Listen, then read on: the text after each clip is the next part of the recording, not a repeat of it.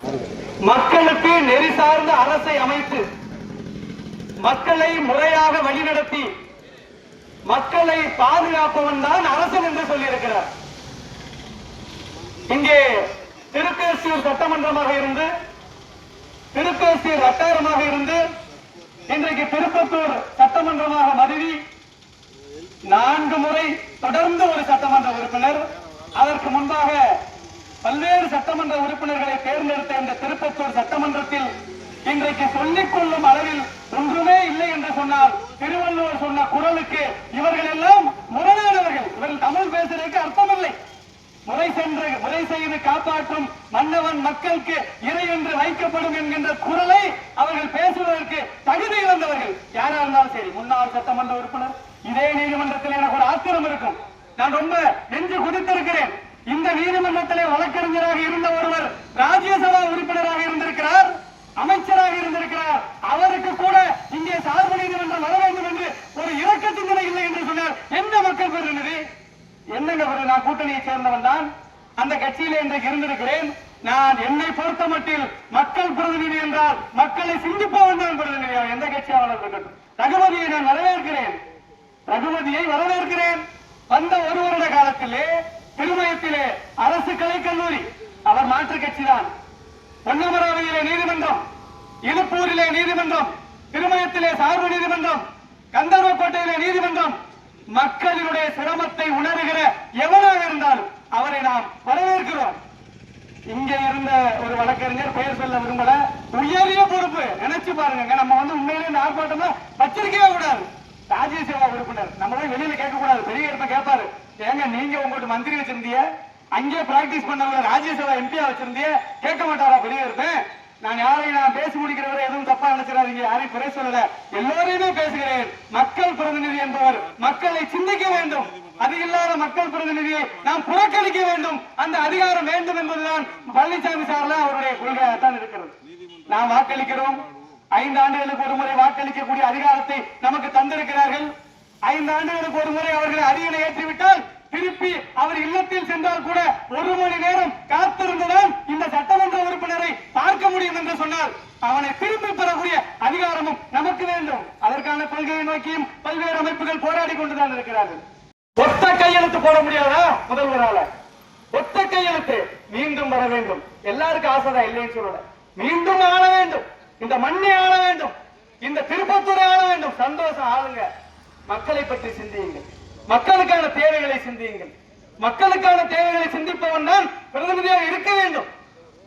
இன்றைக்கு அரசியலமைப்பை திருத்த வேண்டும் என்று பேசியிருக்கிறார்கள். நான் அரசியலை பேசல, எங்க கோர்ட்டுக்காகவே சொல்றேன். மூத்த வழக்கறிஞர் சொன்ன அந்த பாயிண்ட வச்சுதான் சொல்றேன், நான் வேற எதுவும் தப்பா சொல்லல. அதிகார பரவல் வேண்டும் என்று சொல்றார் சார். அதிகார பரவலை இன்றைக்கு தமிழக அரசாங்கம் கேட்கிறது. எங்களுக்கு வேணும் அதிகார பரவல். அப்ப அந்த அதிகார பரவலை கேட்கிற ஆசை உங்களுக்கு இருக்கிற பொழுது திருப்பத்தூர் மக்களுக்கு, இந்த திருப்பத்தூரை சார்ந்த சிங்கமுளரை சார்ந்த மக்களுக்கு அதிகார பரவல் இங்கே கிடைத்தால் சந்தோஷம் தானே. இந்த அதிகார பரவலை கொடுத்து விட்டு நீங்கள் நியாயவாதிகள் அகில இந்திய அளவில் அரசியலமைப்பை திருத்துவதற்கு பேசுங்க. மக்களை மறந்துடுறது எங்கெங்கோ இங்க இருந்து எத்தனையோ பெர்சன்டேஜ், அதெல்லாம் நான் பேசவில்லை. நான் யார் பேரையும் குறிப்பிட்டு சொல்லல. மக்களுக்கான இது மிகப்பெரிய வரலாற்று சிறப்பு மிக்க ஊர், பாரிவள்ளல் ஆண்ட ஊர், பரம்பு மலை கொண்ட ஊர், தொழில் இருந்த சிங்கமலரி கொண்ட ஊர். தேவார பாடலிலே நம்முடைய திருத்தலினாளர் கல்வெட்டு எழுதப்பட்டிருக்கிறது. அதாவது இது நியாயமான முறையில் காந்திஜி சொன்னது போல அகிம்சை வழியில் இந்த போராட்டம் நடைபெறுவதாலே, அனுமதியோடு நடைபெறுவதால் இந்த ஆர்ப்பாட்டம் நடந்து கொண்டிருக்கிறது. இந்த நாட்டில் மட்டுமல்ல, இந்த தமிழகத்தில் மட்டுமல்ல, ஒட்டுமொத்தமாகவே காலம் காலமாக அனைத்து விஷயங்களுமே போராடித்தான் பெற்றிருக்கிறார்கள். இங்கே ஆர்டிஓ அலுவலகம் என்று சொன்னார்கள், வருவாய் கோட்டாட்சியர் அலுவலகம். உடனே அமைச்சர் சொல்வார், 2-3 தாலுகாக்களை சேர்த்துதான் வைக்க முடியும் என்று. கோவிச்செட்டிப்பாளையம் சென்று வாருங்கள், தனி நகரம் தனி ஆர்டிஓ. விருத்தாச்சலம் சென்று வாருங்கள், தனி நகரம் தனி ஆர்டிஓ. அவிநாசி சென்று வாருங்கள், தனி நகரம் தனி ஆர்டிஓ. பொள்ளாச்சி சென்று வாருங்கள், தனி நகரம் தனி. சார் நமக்கு தான் சார் சட்டம், கையெழுத்த போடியா சார்? சட்டமன்றத்தில் பேசலையே. சட்டமன்றத்தில் ஏதாவது பேசி இருப்பார்களா? பேசுறதே இல்லையே. பேசினா ரிப்போர்ட் ஆகும், பேசுறதே கிடையாது, எதையுமே கொண்டு வருவதில்லை. ஆகவே மக்கள் பிரதிநிதிகள் வள்ளுவனுக்கு எதிரான நீங்கள் வள்ளுவனை ஆதரிக்கக்கூடிய மக்கள் பிரதிநிதிகள், அவருடைய இறைமாட்சியை ஆதரிக்கிற மக்கள் பிரதிநிதிகள், மக்களை சிந்தியுங்கள், மக்களை பற்றி சிந்திக்க வேண்டும். ஆக மாபெரும் மகாத்மா காந்திஜி மராட்டிய மாளிகையிலே கொத்தளித்தார். டூ ஆர் டை என்று, செய் அல்லது செத்துமடி என்று சொன்னார். அதைத்தான் வெள்ளையனே வெளியேறு இயக்கத்தினுடைய கொள்கையாக வைத்தார்கள். வெள்ளையனே வெளியேறு இயக்கத்தினுடைய கொள்கையாக வைத்தது டூ ஆர் டை. அவர் உண்மையிலேயே எனக்கு தெரிந்த செய்தி உண்மையா பொய்யா என்று தெரியவில்லை. வியட்நாம் போருக்கு வித்திட்ட ராபர்ட் பேர்ன்ஸ் தான் அந்த டூ ஆர் டை என்ற வார்த்தையை சொன்னான் என்று. அதையே வெள்ளையனே வெளியேறு அந்த கோரிக்கைக்கு காந்திஜி அந்த கொள்கையை முழக்கமாக டூ ஆர் டை வைத்தார். வாழ்க்கையில அதிகாரம் இருக்கிற பொழுது, அதிகாரம் தன்வசம் இருக்கிற பொழுது நான் எதுவுமே செய்யாமல் இருந்துவிட்டு நான் ஓய்வு பெற்ற பிறகு கடலோரத்திலே காற்று வாங்கிக் கொண்டு நான் முன்னாள் அமைச்சர் என்றும், முன்னாள் சட்டமன்ற உறுப்பினர் என்றும், முன்னாள் IPS என்றும், முன்னாள் IAS என்றும் போர்டு வைத்துக் கொள்ள ஓட்டளிக்கவில்லை. இருக்கிற காலத்திலே செய்ய வேண்டும். இந்த வாழ்க்கையில் மக்களை பற்றி சிந்திக்க வேண்டும். எத்தனை கிலோமீட்டர் ஐயா? கரிசல்பட்டி எங்கே இருக்கிறது? துவரங்குறிச்சி எல்லையில் இருக்கிறது. அங்கிருந்து ஒருவன் செல்கிறான். நான் பார்க்கிறேன் ஆர்டிஓ அலுவலகத்தில். ஒரு முறையெல்லாம் கோட்டாட்சியரை நான் தனிப்பட்டு திட்டி இருக்கிறேன். நீதிமன்ற வளாகத்துக்கு உள்ளே உங்களாலதாயா பல பேரு செத்து மடிகிறான்னு சொன்னேன். இவர் மேல FIR போடுங்கன்னு சொன்னாங்க. அப்ப இருந்த ஆர்டிஓ PA இல்லை இவர் தெரிந்தவர் தான் என்று சொல்லி கூட்டி வந்தார்கள். பல்வேறு இடங்கள்ல பட்டாக்களில் முறையீடும் அனைத்தும் இங்கே தாலுகாவில் நடந்த பிறகு அப்புறாணிகள் அனைவரும் கோட்டாட்சியர் அலுவலகத்திலே அதனை ரத்து செய்வதற்காக நிற்பார்கள். எந்த காலத்திலும் சட்டம் ரெவன்யூ அலுவலர்கள் மீது பாய்ந்ததும் இல்லை. சரியான பட்டா ரத்து, ஆண்டு கணக்கா அலையணும். ஒரு ஆக்சிடென்ட், சின்ன ஆக்சிடென்ட் நடந்துருச்சு, கிளைம் கேட்கணும், ஆண்டு கணக்கா சிவகங்கை அலையணும்.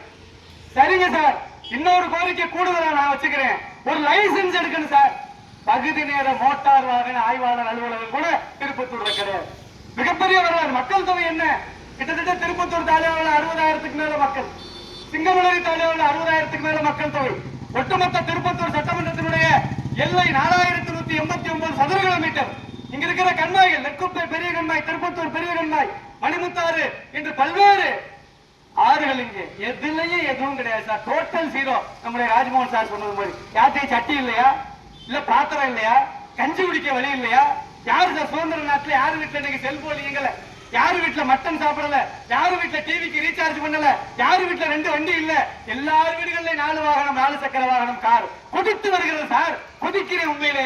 நான் ஒன்றை சொல்கிறேன், நான் மாற்றுக் கட்சி தான். உண்மையிலே சவால் விடுகிறேன். தைரியம் இருந்தால் ஒரு மாதத்திற்குள்ளாக அவர் சார்பு நீதிமன்றத்தை ஆர்டிஓ முகாம் நீதிமன்றத்தை கொண்டு வந்தால் இந்த அவை முன்னாலே நான் திமுகவில் இணைய தயார்.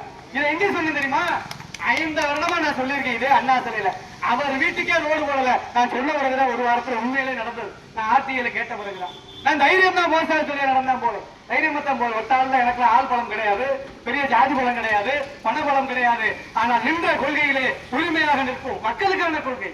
கணேசன் சார் சொன்னேன், வாழ்த்துக்கள் சார். நான் 5 ஆண்டுகளாக சொன்னேன் இந்த ஆர்ப்பாட்டத்தை வையுங்கள் என்று. இந்த இடம் தான் நான் எடுத்த இடம் சரியில்லை, நீங்கள் அண்ணா சிலையிலே வைத்திருக்க வேண்டும். பகிரங்கமாக மக்கள் பதிலே பரவாயில்ல, நீதிபதி மூலமா செஷன்ஸ் கோர்ட் போனா அதுவும் சந்தோஷம் தானே. யார் வழியில போனா சரியா போகும். இதனால் இவன் செய்யும் என்றாய்ந்து அதனை அவன் கண் விடல்.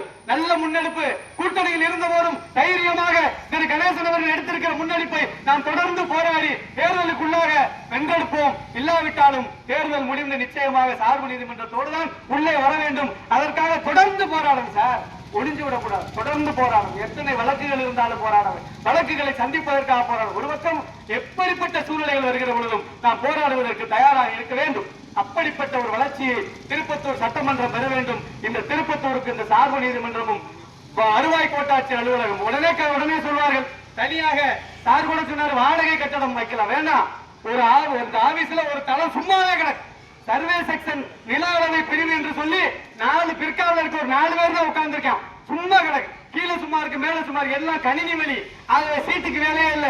அழகா முகாம் நீதிமன்றம் அமைக்க முடியும். 2 நாட்களுக்கு ஒரு முறை வர முடியும். செங்கமலரியிலிருந்து, கரிசல்பட்டியிலிருந்து, எஸ்புதூரிலிருந்து. சார் இந்த ஒரே ஒரு செய்தியை சொல்கிறேன். ராஜ்மோகன் சார் சொன்னதுனால சொல்றேன். இங்க எதுவுமே கிடையாது அப்படின்னாரு. ரொம்ப கேவலம் சார். அக்ரி காலேஜ் எங்க சார் திறக்கலாம்? எஸ்புதூர்ல திறக்கலாமா? எவனாவது போய் ப. சிதம்பரம் வீட்டுல அவனோட தோட்டத்தில் திறக்கலாமா? ப. சிதம்பரம் வீட்டு தோட்டத்துல அக்ரி காலேஜ் திறந்திருக்காயா? எஸ்புதூர் மக்கள், மலைவாழ் மக்கள் அங்கேதான் சார் நெல்ல போடுறேன், தென்னை போடுறேன். உண்மையில யாரா மறுக்க முடியுமா? அந்த பகுதியை நீங்கள் காப்பாற்ற வேண்டாமா? மலைவாழ் மக்களுடைய விவசாய விளைபொருட்களுக்கு ஆதார விலை நிர்ணயம் பண்ண அங்கே இருக்கிற மாணவர்கள் படிக்க அங்கு ஒரு சார் அந்த மாணவர்கள் புழுதிப்பட்டியிலும் முசண்டப்பட்டியிலும் வலசப்பட்டியிலும் படிக்கக்கூடிய பிளஸ் 2 மாணவிகள் அரசு கல்லூரி இல்லாமல் தவிக்கிறாங்க. இது ஒட்டுமொத்தமான கோரிக்கை ஆர்ப்பாட்டமாகவே என்னை பொறுத்து மாற்றியிருப்பதால் இறுதியாக ஒரு வரி செய்தியை சொல்லி முடிக்கிறேன். உண்மையிலேயே சட்டத்தின்பால் தேர்வு செய்யப்பட்ட அதிகாரமிக்க ஆளுமை மிக்க ஆட்சியாளர்கள் மக்களுக்கானவர்கள் தான். அவர்கள் மக்களை பற்றி தான் சிந்திக்க வேண்டும். நம்ம போய் தமிழ்நாட்டில் இருக்கக்கூடிய அத்துணை வாக்காளர்களும் சட்டமன்றத்தில் போய் குரல் கொடுக்க முடியாது என்பதற்காகத்தான் நாம் ஒரு பிரதிநிதியை அனுப்புறோம். அவன் போய் டீ சாப்பிட்டுட்டு அங்கே போய் கமிஷன் பேசிட்டு அங்கே போய் பங்காளி வச்சுட்டு சில பேர் சம்பந்தம் பண்ணிடுறேன். பார்த்திருக்கீங்களா? நான் யாரையும் குறை சொல்லல. பல அமைச்சர் என்ன பண்றாங்கன்னா இந்த அமைச்சர் அந்த அமைச்சர் பொண்ணை கொடுக்கறது, அந்த அமைச்சர் இந்த அமைச்சருக்கு மகன் எடுக்கிறது, சம்பந்தம் பண்றான். சார் பத்திரிகையில் பார்த்தா தான் தெரியுது பங்காளி அங்காளியா மாறுறேன். ஓட்டு போட்டவன் முட்டா பைய வீட்டிலே கிடந்து சாக வேண்டியதுதான். அவன் பங்காளி அங்காளியா அமைச்சரவையில இடம்பெற்று வாழ்வாங்கு மட்டுமல்ல பரம்பரைக்கும் வாழ்வதற்கான சொத்துக்களை சேர்ப்பதிலே குறியாக இருப்பவர்களை கடவுளே இயற்கை தான் புறக்கணிக்க வேண்டும் என்று சொல்லி வாய்ப்புக்கு நன்றி பாட்டி வருகிறது.